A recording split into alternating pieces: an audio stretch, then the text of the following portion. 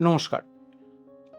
প্রত্যেকটা বাড়ির একটা অশান্তি যে বাড়ির ছেলে মেয়ে ঠিকমতো পড়াশোনা করছে না, বা তারা যতটাই পড়াশোনা করছে গার্জেন স্যাটিসফাই হচ্ছে না।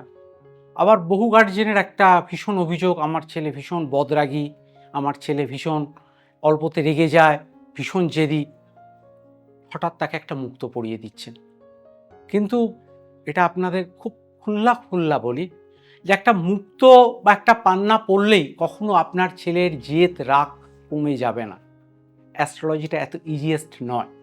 এটা কিছু মানুষ এই কথাগুলো বলে বেড়ায়, কিন্তু বাস্তবে এর কোনো মিল নেই। বুঝতে হবে যে আপনার ছেলের চার্টে কোন জায়গা থেকে আপনার ছেলের মেন্টালিটিটার বিচার হয়।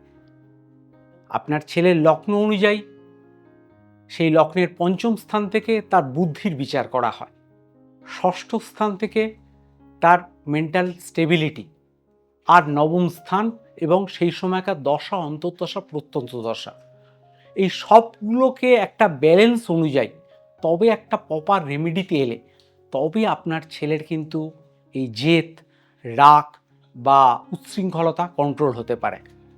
তাই লোকের কথা শুনে দুমদাম মুক্ত, দুমদাম পান্না পড়বেন না।